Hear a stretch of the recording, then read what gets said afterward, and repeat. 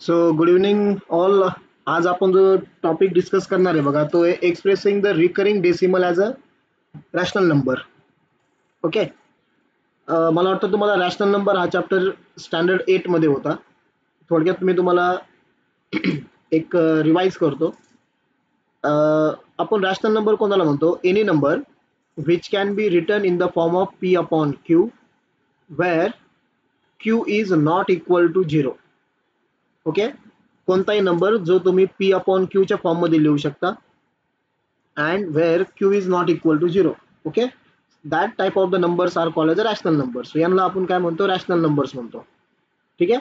आता rational number मध्ये दोन टाईपचे आपण डेसिमल स्टडी केले होते बरं का. 8वी मध्ये तुम्ही ते स्टडी केलेले होते. तर दोन टाईपचे कोणते होते? तर एक होतं terminating decimals. Terminating decimals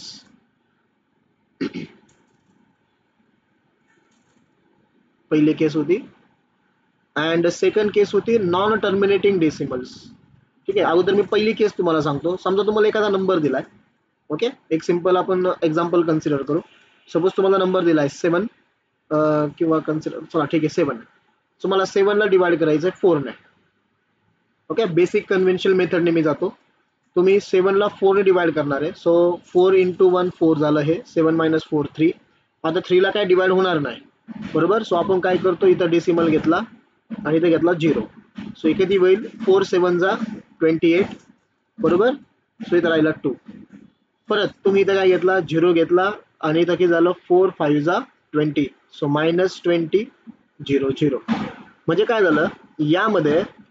7/4 is a rational number, but मला 7/4चं कन्वर्जन जर डेसिमल मध्ये करायचं होतं.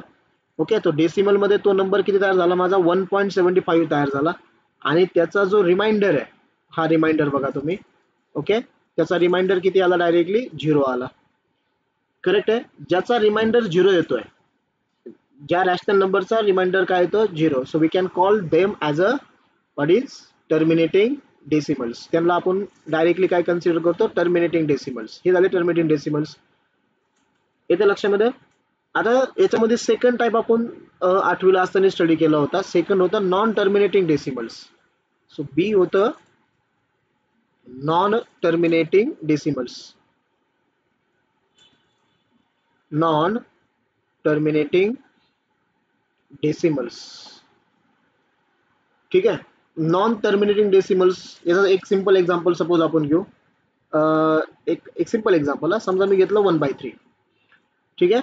आता हा एक्झाम्पल आहे. सो आपल्याला काय करायचं आहे? 1 ला 3 ने डिवाइड करायचं आहे. So again by using conventional method I am taking here. Okay. तुम्ही 1 ला डिवाइड करताय 3 ने, सो डिवाइड होणार नाहीये. So 0 point. सो तुम्ही 0 घेतला, बरोबर. मग हे किती झालं? 3 3 जा 9. करेक्ट ना? खाली किती आला? 1 आला. परत 0 घेतला, परत काय करणार तुम्ही? 3 3 जा 9. परत इथं 1 आला, परत 0 घेतला, काय करणार? परत इथं तुम्ही 3 3 जा 9. ओके. सो काय करतोय बघा, इथं इथं काय होणार आहे? एखादा सेम नंबर तुमचा रिपीट होतोय, बरोबर. सेम नंबर कोणता रिपीट होतोय तुम्ही म्हणजे जर तुम्ही याच्याकडे जर बघितलं बघा, जो आपला क्वेश्चन ठेवून राहिला याच्यामध्ये 3 3 3 3 रिपीट होतोय आणि रिमाइंडर मध्ये सुद्धा 1 1 1 1 1 तुमचा रिपीट होतोय. याचा मिनिंग काय? आता इथं रिमाइंडर तुमचा 0 होणार नाहीये. ओके. जो तुमचा रिमाइंडर आहे, remainder never become 0. Never become 0. Okay. So ज्या केसेसमध्ये तुमचा रिमाइंडर 0 होणारच नाहीये आणि त्याच्यामध्ये काय होतं की एखादा नंबर किंवा ग्रुप ऑफ नंबर हा तुमचा रिपीट येत असतो. ओके. एनी नंबर और group of number is repeating. ठीक आहे. मग जो नंबर किंवा ग्रुप तुमचा रिपीट होतोय आणि रिमाइंडर पण तुमचा 0 होत नाहीये, अशा यांना म्हणतो आपण non terminating decimals. And these non terminating decimal is also called as these non-terminating decimal is also called as recurring decimals. यांनाच काय म्हणायचंय? Recurring decimals. Okay. Non terminating डेसिमलच आपण म्हणणार आहे रिकरिंग डेसिमल्स. आता ह्या रिकरिंग डेसिमलला आपण लिहितो कसं? समजा आता हेच एक्झाम्पल होतं बघा 1/3. ठीक आहे ना? 1/3चं तुमचं आन्सर किती आलं? 0.3333 नंबर ऑफ टाइम्स रिपीट होणार आहे. सो याला तुम्ही 8वीला असताना लिहिलं कसं 0.3 आणि 3च्या वरती तुम्ही एकतर बार लिहिला असेल किंवा डॉट लिहिला असेल. ओके, ह्या 3च्या वरती डॉट किंवा बारचा मिनिंग असा असतो की 3 हा नंबर ऑफ टाइम्स काय होत जाणार आहे तर रिपीट होत जाणार आहे. ठीक आहे. सो समजा तुम्हाला रिकरिंग डेसिमलचा मिनिंग काय आहे. रिकरिंग डेसिमल म्हणजे ज्याचा रिमाइंडर नेवर बिकम 0, तो कधीच 0 होणार नाहीये. ओके, आणि एखादा नंबर किंवा ग्रुप ऑफ नंबर क्वेश्चन मध्ये रिपीट होत राहील, याला म्हणणार आपण रिकरिंग डेसिमल. ओके, आता इथं जो टॉपिकचं मी नाव टाकलं ते काय परत बघा, expressing recurring decimal as a rational number. म्हणजे आता 8वीला असं तुम्ही काय केलं की तुम्हाला रॅशनल नंबर दिला होता, रॅशनल नंबरचं कन्वर्जन तुम्ही कशामध्ये केलं, डेसिमल मध्ये केलं. म्हणजे सपोज 1/3 तुम्हाला दिला होता, त्यावेळेस तुम्ही त्या 1/3चं कन्वर्जन केलं 0.3333 म्हणजे 0.3चा बार. येतं लक्षात तुमच्या, ते आलं तुमचं 0.3चा बार. ओके, आता आपल्याला काय करायचंय, तुम्हाला हे दिलेलं आहे, याला काय म्हणू आपण, रिकरिंग डेसिमल दिलेलं आहे तुम्हाला. रिकरिंग डेसिमल वरून तुम्हाला रॅशनल नंबर तयार करायचा आहे. येतं लक्षामध्ये.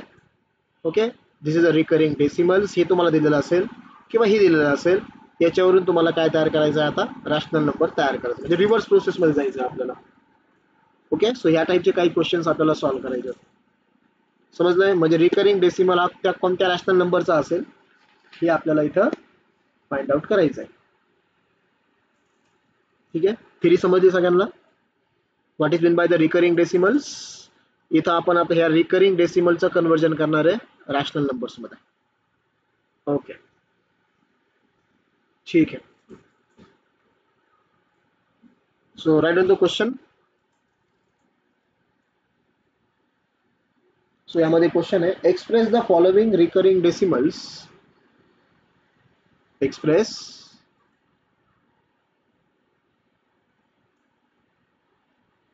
the following recurring decimals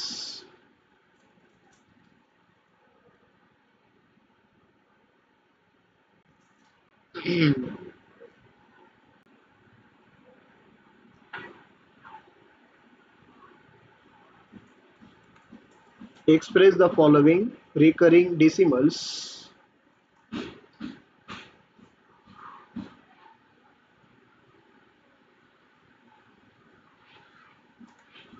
just wait.